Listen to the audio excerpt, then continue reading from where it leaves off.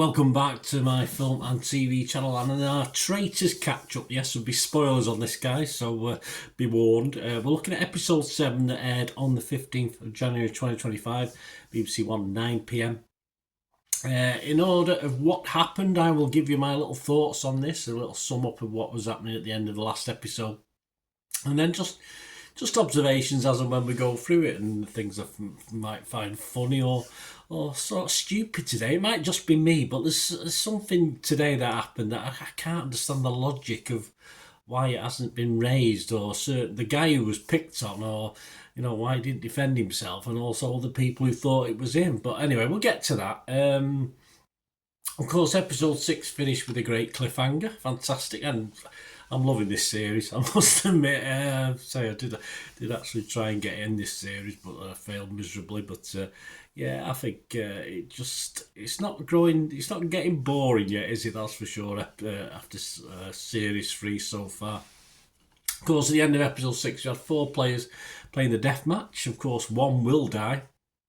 Leon, Alexander, Folger and Anna are secreted away to see Claudia. A nice friendly game of cards. Anna survives. Alexander survives. He's the guy I'm going to talk about later. I'm confused as to why people think he's a traitor, seeing as he survived the card game and it was a pure chance thing. So I'm puzzled. I'm puzzled by that. So, of course, we were left with whether it was Folger or Leon, who were left playing with, I think he had 9 cards, and he had to obviously pick the life card. And yes, the last episode, the round table votes for those that weren't Dan included Linda, Alex, Leanne and Folger. Yeah, Linda getting the most votes. She's obviously struggling. Charlotte, Jake and Alexandra and Joe all voted for Linda.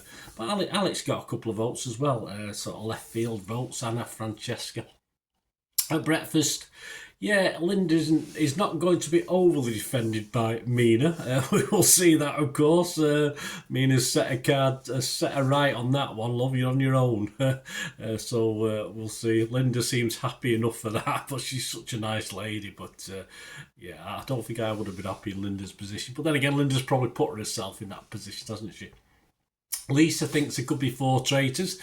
You're a bit out there, love. Belief still that either Folger or Alexander could be traitors. Now, of course, this Alexander feels this vibe. As I said, despite what happened in the card game, it still happens. Of course, this is before they know what's going on. Lisa is theorising more now. She feels safer now she's come out as a priest, of course, and everyone thinks she's a faithful, which is fair enough. So she's doing a lot more philosophising at the moment. Jake admits he's really, really stupid if he's got Linda pegged wrongly. But you are safe, mate, because yes, you are a genius, because you just sort of need to convince others during this programme of what a genius you are. That's the thing. But don't be too brazen about it, mate. Don't be too braggy about it. You're putting a target on your back. But we'll talk about him, no doubt, before we finish this episode. So Linda, definitely back in the firing line. Mina gets a mention for the first time, I think, in this programme from Freddie. She's never been named before. Yes, you've got to start looking at some of the ones that people think are faithful. This is bound to happen. I think Freddie's main reason, the fact she can be a bit bossy. That's good enough for me. Good enough for any traitor. All traitors are bossy, aren't they? Mission Columbo, of course. I did find it quite funny that Freddie didn't know who Columbo was, and Claudia said he was very young. I thought that was quite funny, actually, from Claudia. She isn't usually that funny. But anyway, the mission, of course, is to rescue 3 missing players and to find out who's died. Simple as that. The 6,500 on offer for that one. Of course, there's not much love there for the newbies. Everyone wanted to find the 2 guys that have been there from the start, of course, Anna and Leon. No one really wanted to find poor Alexander and Folger. And of course, her number 1 find was a very shaky Anna. She didn't like the coffin, apparently. I don't know why. It's nice and cosy. Hers was better than being buried or whatever, some of the others. But less chat, though. Get the others gang. I mean, obviously, I can understand them wanting to chat as to what happened. Why can't they catch up later? I'm a bit confused. They've got 60 minutes. Probably think it's long enough. So anyway, they were chatting. I thought, get on with it, Anna was fed up with the traitors. She come out and said she's a bit fed up. She should should be lucky she's still in the game. She did reject them after all. I mean, she's not going to go through this game being comfortable, is she? Let's be honest. And of course, the number 2 find was Alexander, who of course must have been playing the game, a game of chance. There was no way, unless the cards were marked, of course. But I don't think they think that deeply about it. But of course, Alexander is. He's survived. Someone's dead, so it will come into being. Why? And all of a sudden, they're questioning his calmness. The fact he was calm. Well, I could have a nice doze in a coffin. It don't bother me on a lake. I'd be fine. Don't they learn this lot from kicking that nice Dr. Kaz out for being having a nice, calm, friendly person? And they sort of interrogate him. They all gang up on him and ask him. I mean, they've already asked. I can understand him clarifying Anna's thing, but why there? I mean, as I said, they've got 60 minutes. Just get on with it. And you just saw the not venom, but the sort of dislike of Alexander. And all of a sudden, they got it in their hats that he could have come in this game as a traitor.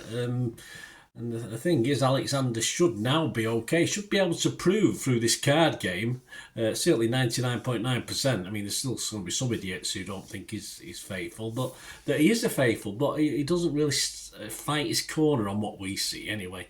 Francesca picks the wrong number on the final missing person, of course. They wanted 8 V111. So they all start digging up V11, but no seeming comeback on Francesca for that, because obviously there's no real reason for it to ruin the $6,500 they're trying to find. And of course, sadly, and I do say sadly, it's Leon who's in the last coffin, of course, only because everyone wanted him to survive. So I would have been happy if he hadn't. Not because I don't like Leon, just because I wanted the others to be disappointed. Anyway, it was bye-bye Folsey, of course. Folsey, 50 years old, from Birmingham, a community development manager. Could do with a new set of veneers, she said. My niece is calling me Nanny McPhee. That's a bit cruel. That's how bad it looks. She's probably right in fairness, though I did get used to him after a while. She also adds that the winnings would help with paying for my kids' weddings, paying the mortgage off, and I'm 50, so I want to retire early. You've got to carry on working, Petal, aren't you? Leon comes in on the radar for being the last to survive. Fair enough, because he could be. Yeah, he could be. That is doable. Alexander, not so much. Leon, yes, because he could have been 2 of them, and he's the traitor, so he could have kicked Folsey out. Logical. So I understand, of course, but Leon would not get any. Everyone's saying Leon's a faithful, so I just can't understand the logic, or they're either thick or they're just not latched onto things. Linda names Leanne to Freddie and Mina, who didn't exactly agree with that. Certainly no traitors pack there. So I think we're getting a hint of how Mina's going to play this later on, of course. But Leanne won't take this lying down. The two have a tiff, of course, Leanne and Linda. And yeah, Linda's struggling a bit. And of course, Mina latches onto that and knows that. And of course, Anna latches onto Mina now for the wrong reasons. So she names Mina, but not for the correct reason. Alexander names Mina and Leanne, so Mina's getting a few shouts now. Of course, over to the round table, the prize fund has now swelled to £41,000. They're halfway through, so in theory they're not going to get 120 grand, are they, unless there's some sort of gamble at the end. Linda comes out fighting at the round table, possibly her only hope, but yeah, Mina doesn't defend her, that's for sure. And even Mina has to defend herself, so that's a worry. That is a worry for both of them. And how, again, Alexander's questioned, I mean, why he can't just say, well, how can I be a traitor? I played the card game, it was a game of chance, but I might be missing. Am I missing something? Just let me know what I'm missing. I don't understand why they're still picking on Alexander. Alexander should be 100% faithful, and no one should be questioning him. I'm totally confused as to why they are. Leanne gets expected flack. She's not very happy. Well, why not? She's obviously one of my favourites from the first part of the game, but she's getting a bit stroppy, getting a bit. Oh, not me. It's not me. But anyway, stay calm, Leanne. The vote itself, of course, Alexander got the votes of Linda and Lisa. Leanne got the votes of Francesca, Alex and Alexander. Yeah, I just want to say Alexander got the votes of idiots Linda and Lisa. But I mean, they're not just them two, other people were questioning him as well, of course. Mina got the vote of Anna. So there you go. So Anna's yeah, she's probably right. She was a bit angry, wasn't she? She picked the right one to vote for, that's for sure. But of course, Linda with votes from Joe, Freddie, Charlotte, Jake, Mina, lol, Leanne and Liam. He's on her way, and yeah, Jake's a genius. Simple as that, and he lets everyone know he's a genius. Linda, of course, who leaves the game, 70 years old from Hertfordshire, a retired opera singer. Disappointed we didn't get a song off her during this episode or this series. She wants to celebrate in style if she won. After paying off her sister's mortgage, that's nice of her, she would hire a mansion house for a weekend with a private chef, perhaps Gordon Ramsay, and take all her friends on a really great holiday. Well, Prestatyn it is then. That's what they'll have to suck up to. Traitor watch, yeah. Mina played the game. She stabbed her buddy in the back when she saw the writing was on the wall, but she's going to have to be pretty careful, isn't she? There's a lot of thought towards Mina now. Of course, Mina's the last one standing. We know what that means. It means she has to recruit, and if people don't want to be recruited, they're going to die. So they've got have a lot of option at the moment, do they? And yeah, the Faithful watch, as I said, I'm a bit disconcerted about people picking Alexander.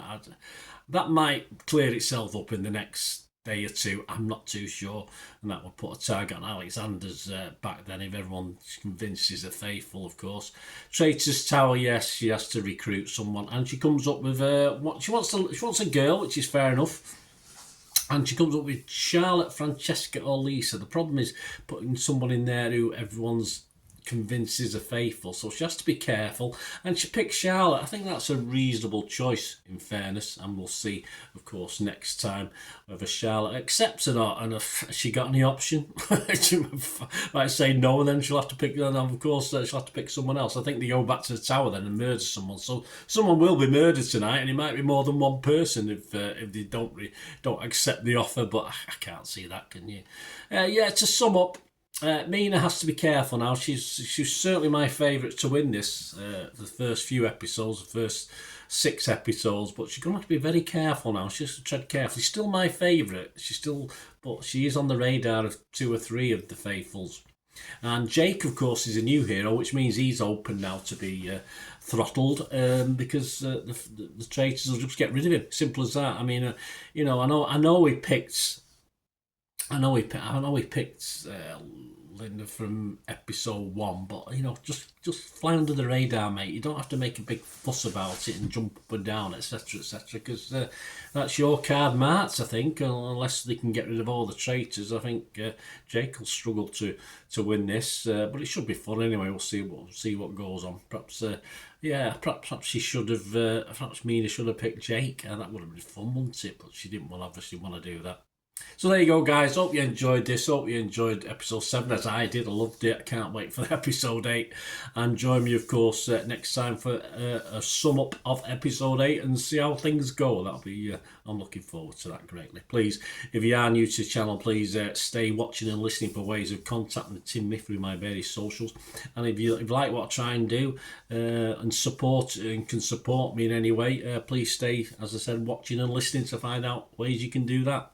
Right, a quick shout out before we go for my sponsors at the moment. P6505, they've got a little eBay shop and they sell movie posters from the 1990s and 2000s. Some great films, some great actors. So please check the link in the comments section below and you'll go straight to the shop.